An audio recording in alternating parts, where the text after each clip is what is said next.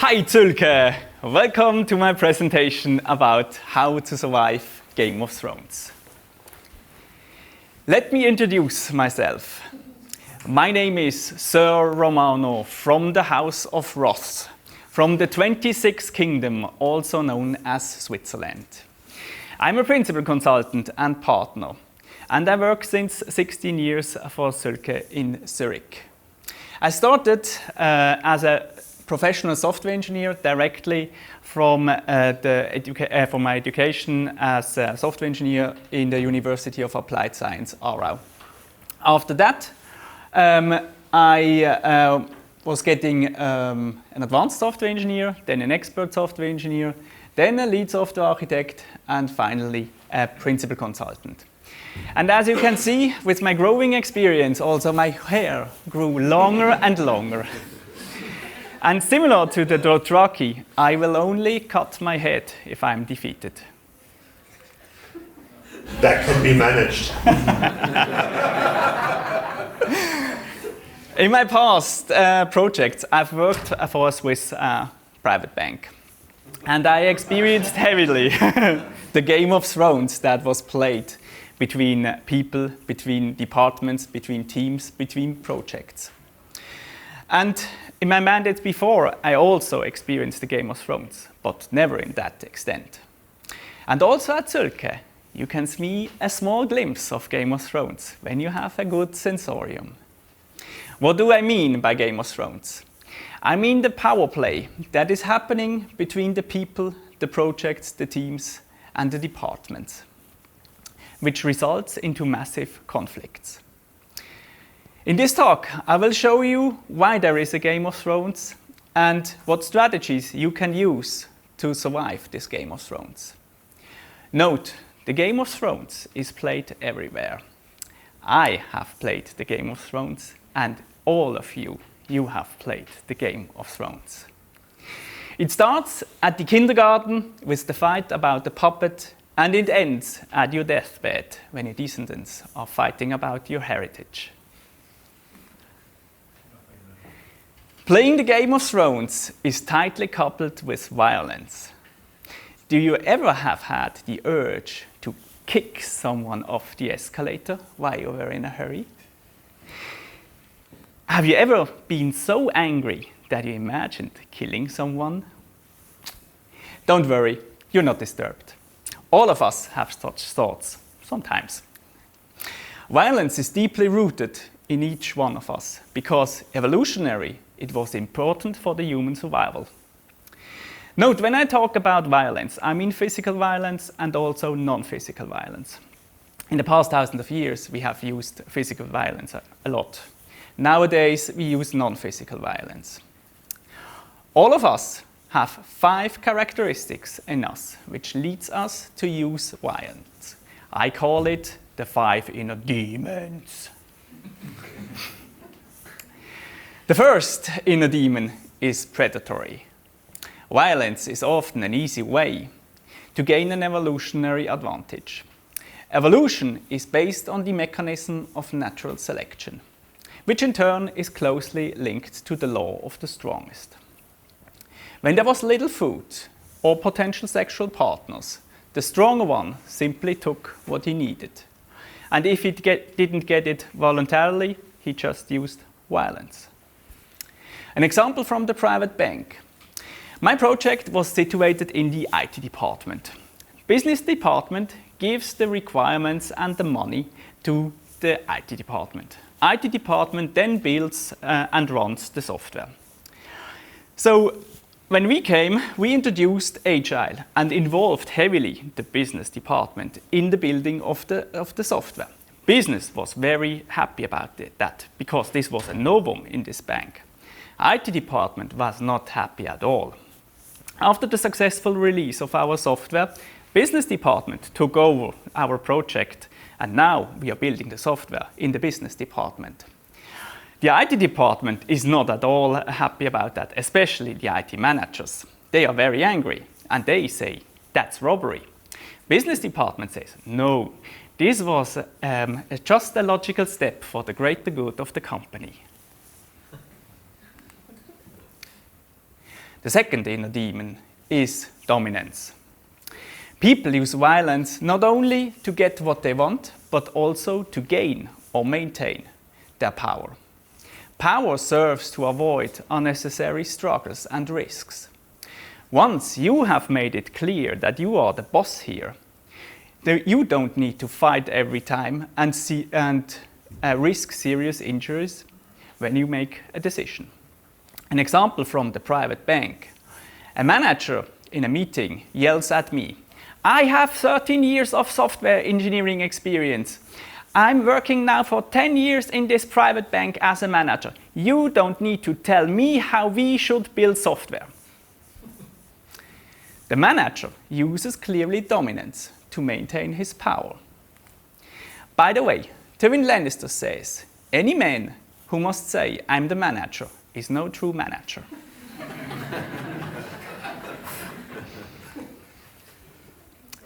We all know the third inner demon very well. It's revenge. It is spread all over the world and known in all cultures. An eye for an eye, a tooth for a tooth, the Bible says. And it is not out of fashion even today. Revenge is motive for 20% of all murders worldwide. Evolution has anchored the urge for revenge in us with a trick. It has actually made revenge sweet. Experiments with laboratory rats has shown that their brains react as euphorically to revenge as to sugar or cocaine. An example from the private bank. As I said, business moved the project away from the IT. But we still depend on the IT because IT needs to integrate and run the software. So now IT is making the business lives as hard as possible, and the business, on the other hand, is making IT lives as hard as possible.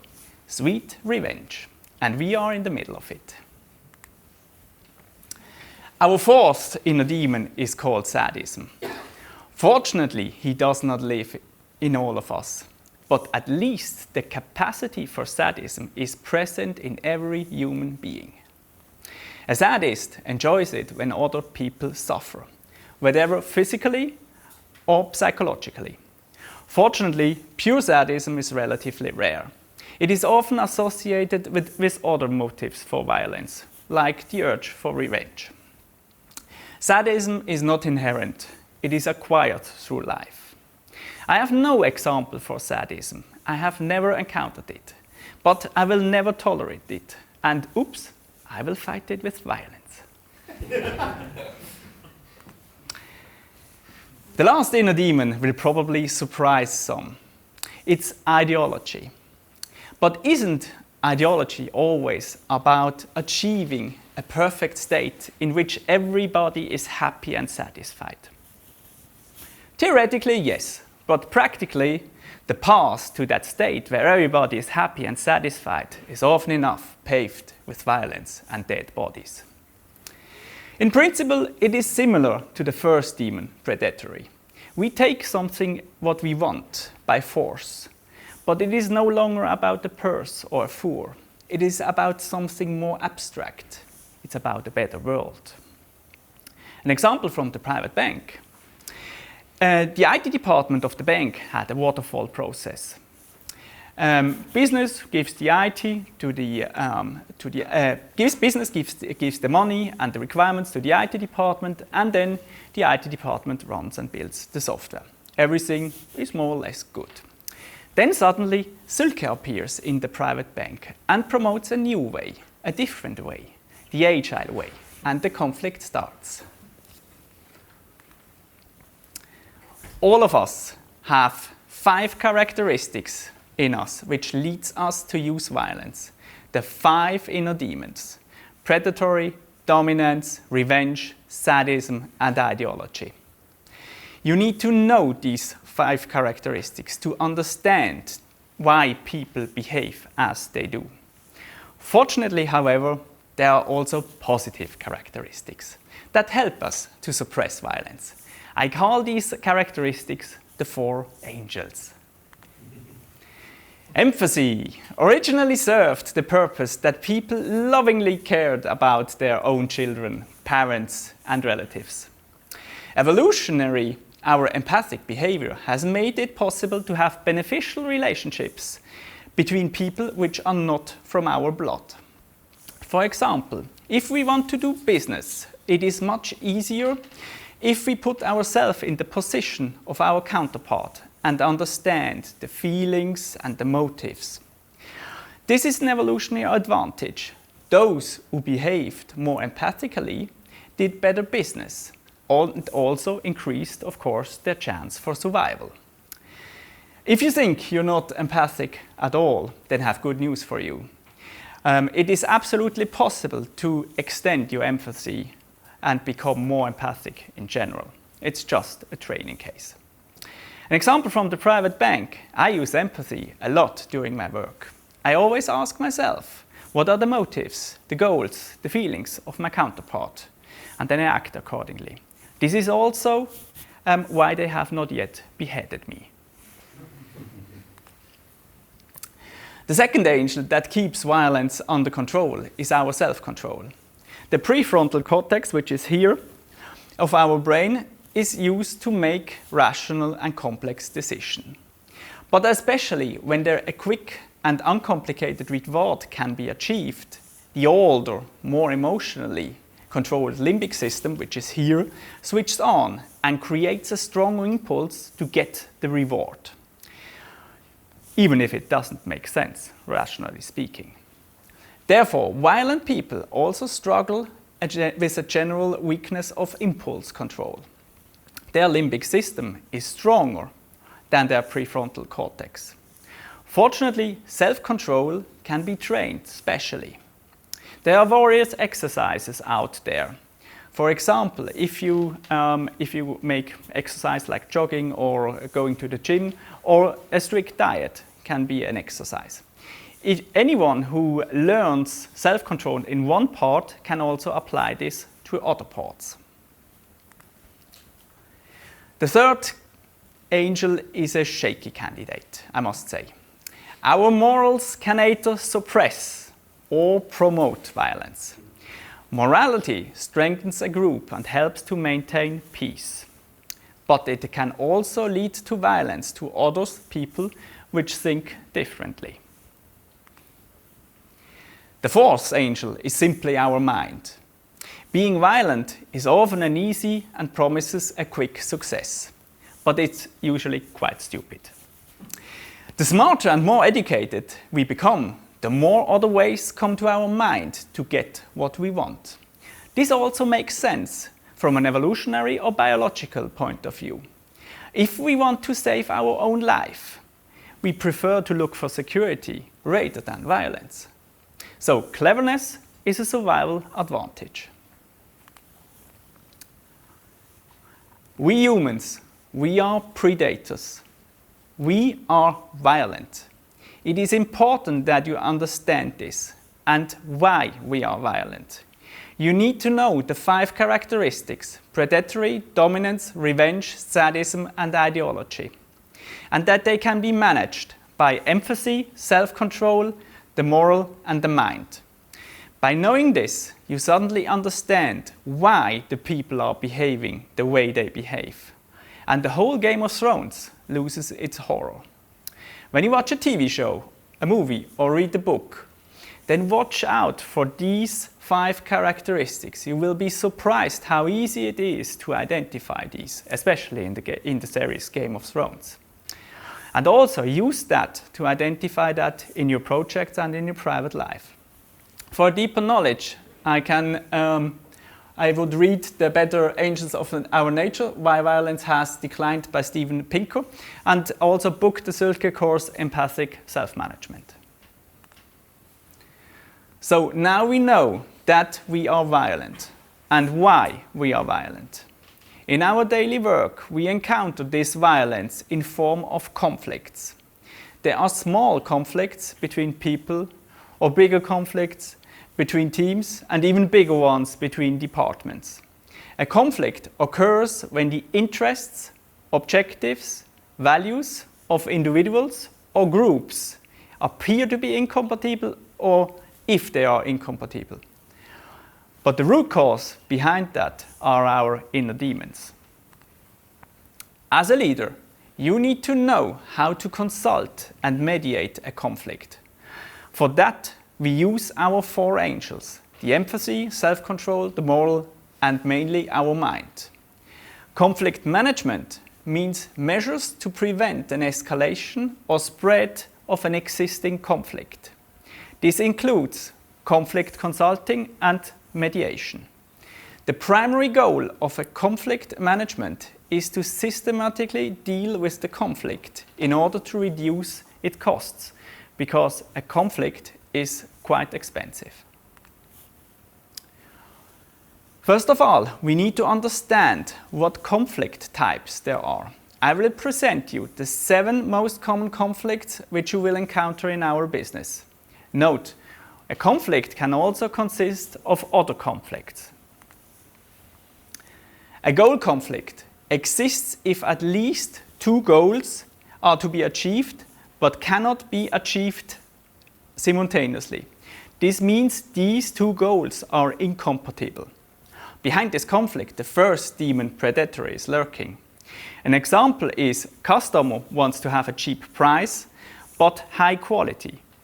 These 2 goals cannot be achieved simultaneously. Or my wife wants to go hiking with me and I need to prepare this presentation. Both goals cannot be achieved. A relationship conflict is based on different interests of individuals. Relationship conflicts arise when one party hurts, humiliates, or disregards the other. Behind this conflict, the second demon, dominance, is lurking. An example for that is when someone says you are a bastard or an idiot. Then you have a relationship conflict. Or my wife wants to go hiking with me and I need to prepare this presentation and I say a bad word to her. This has never happened. But but that's a relationship conflict, and the interesting thing is, behind this relationship conflict is the goal conflict, because that was the root cause of the conflict. A conflict of matter arises in the event of differences of opinion, or if different points of view arise. Behind this conflict, the 5th demon, ideology, is lurking. An example for that is Java better than .NET? Or who's to blame for the accident? Or my wife wants to go hiking with me. And for me, hiking is a 20-kilometer hike up a mountain. And for her, it's just a nice walk around the lake. That's a conflict of matter. Conflict of strategy. Although there is an agreement among the conflict party on the objectives or the goals to be achieved.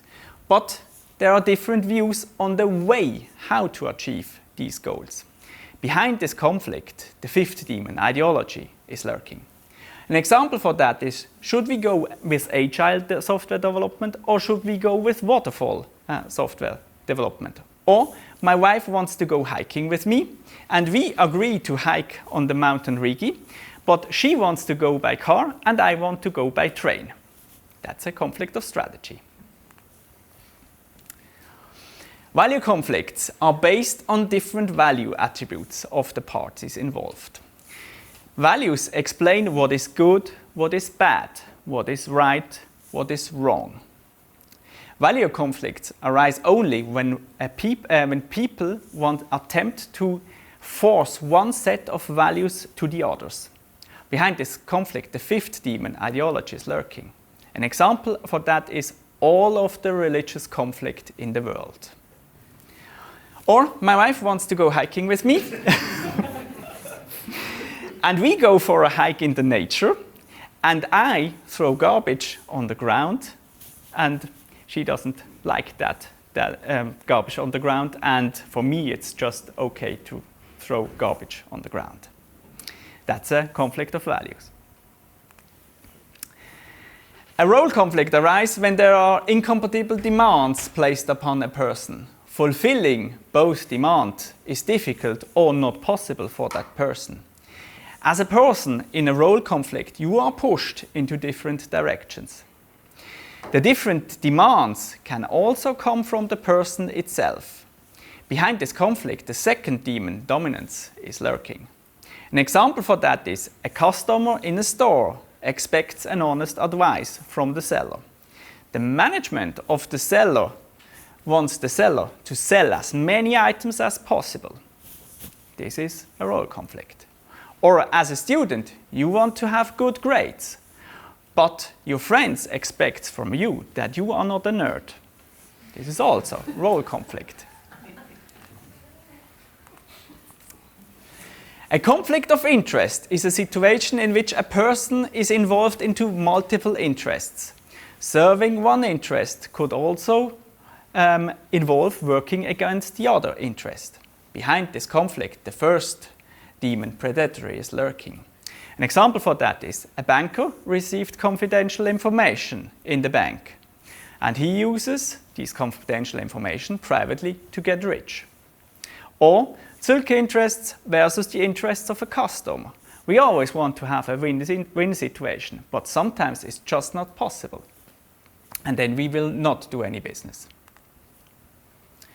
There are more conflict types, but for me, these are the essential ones for our business.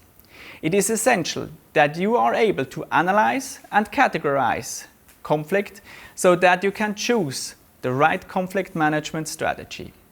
If you watch a TV show or a movie or read a book, look out for these conflict types. It is really easy to identify exactly these conflict types in movies, and especially in Game of Thrones. Also, identify these conflict types in your projects or also in your private life. If you paid attention, then you have heard that the demon revenge and sadism are not mentioned in these conflict types. These demons will only appear when the conflict gets really ugly. Therefore, we will now analyze the conflict escalation. The model of conflict escalation has 9 stages. With each stage, the conflict gets more primitive and more inhuman, and the demons are getting stronger and stronger. In the first level, both parties can still win. In the second level, one party loses and the other one wins. And in the third level, both parties will lose. The first stage is tension. A conflict usually starts with tension. For example, the occasional clash of opinions. This is a common occurrence and must not lead to a conflict. The second stage is debate. From now on, the conflict parties consider strategies to convince the counterparty of their arguments. The parties try to put each other under pressure and think in terms of black and white. Now the demon, ideology, is joining the conflict. The third stage is action instead of words. The conflict parties increase the pressure on each other to assess their own opinions. Discussions are broken off. No more verbal communication takes place, and the conflict is increasingly filled with bitterness. Now the demon dominance is joining the conflict. Now we leave the win-win stage and we enter the win-lose stage. In this stage, one party will lose this conflict. The fourth stage is coalition. Each party searches for followers. The issue is no longer important. One has to win and the opponent has to lose. The fifth stage is loss of faith. The opponent shall be destroyed by fake facts. The loss of trust is in that stage complete. Now the demon, revenge, is joining the conflict. The sixth stage is threat strategies. The conflict parties try to gain absolute control by issuing threats and demonstrate their own power. Now we leave the win-lose stage and we enter the lose-lose stage.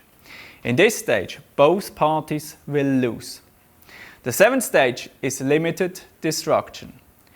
One party tries to severely damage the opponent. The opponent is no longer regarded as a human being.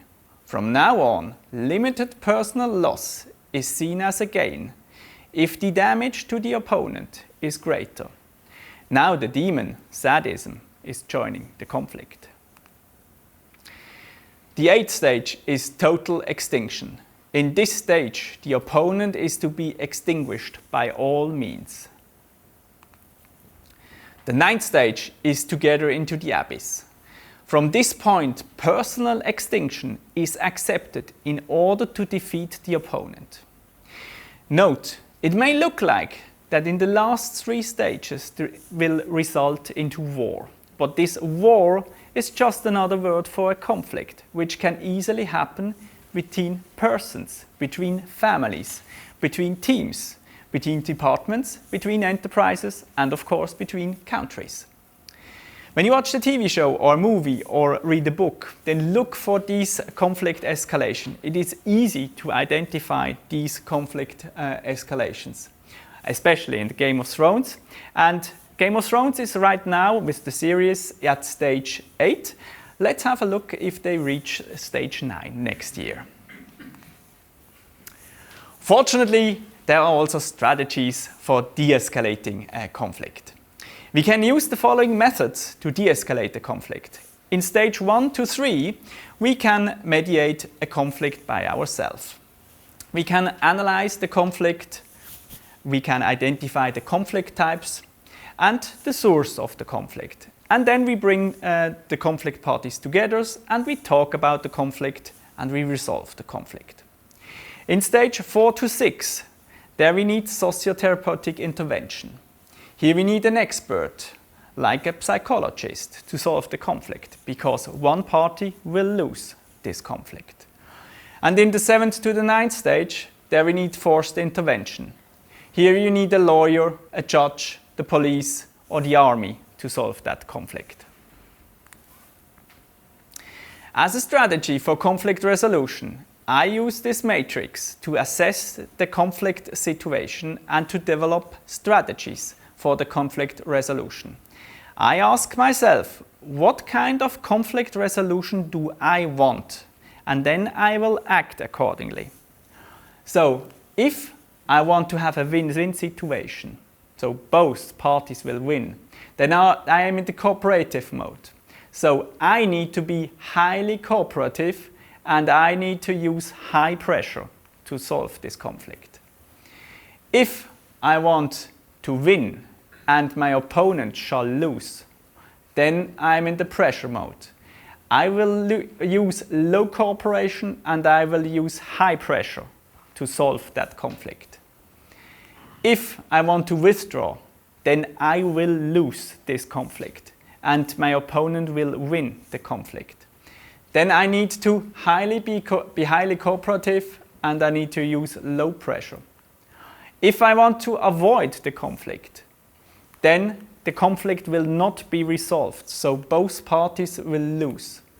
Then I need to use low pressure and be low cooperative. In the middle, there is also a solution, the trade-off. This is also a solution, but nobody will be happy with the trade-off and the conflict will not be resolved. But it's also a resolution. As a strategy for conflict resolution, I use the battle map. Here you can see the battle map for my project at the private bank. There is a reason why this image is so blurry. The content of this image is pure poison. In purple, you will see the Sulke team members. In blue, the customer members. In light green, vendor 1, yellow, vendor 2. And orange lines indicate a light conflict. A red line indicates a heavy conflict. And a green line indicates no conflict. So they are allies. How do we draw such a battle map? A battle map can be drawn by using either an org chart or just by drawing a network. Write down the names of your stakeholders and then draw the relationships between these names or between these persons. When a person has no conflict, then draw a green line. When a person has a light conflict, then draw an orange line and write on the line the conflict types. When a person has a heavy conflict with another person, then draw a red line and write the conflict types. Stakeholder management is very important in our project. This map helps you with stakeholder management. Use this battle map to identify problem areas, allies, your enemies, and to define a strategy how to resolve conflicts in your project. You need to know the 7 conflict types, the 9 stages of conflict escalation, and how to de-escalate a conflict. And you need to know the conflict resolution with the strategy matrix and the battle map. By knowing this, suddenly the dust of the conflict settles and you can clearly see what's behind that conflict. Now you can use your mind and your empathy, the angels, together with the knowledge about the 5 characteristics, the demons, to mediate such a conflict. I can highly recommend to read the book Conflict Management by Friedrich Glasl and book the Sölke course Conflict Management 1 and 2 for better knowledge about that.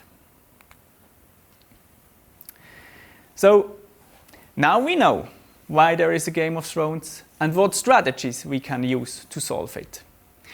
But the conflict is not solved in one day.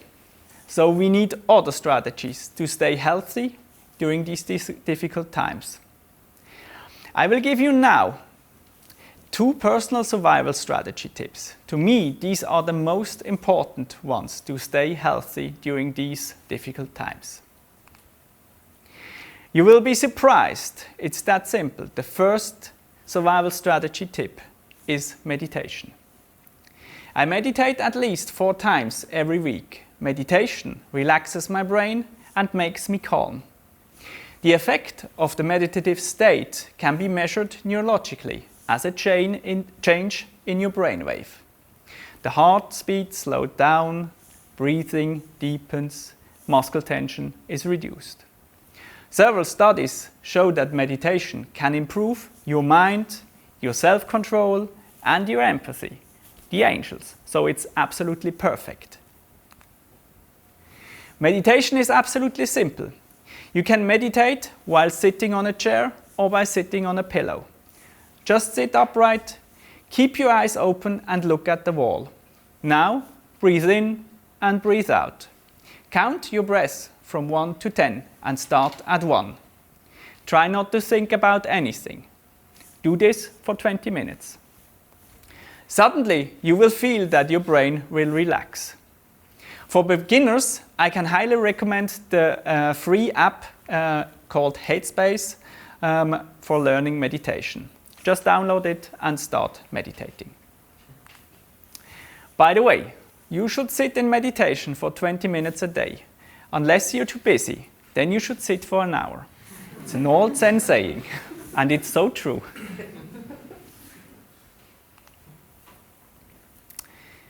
You will be again surprised by my second survival strategy tip for you.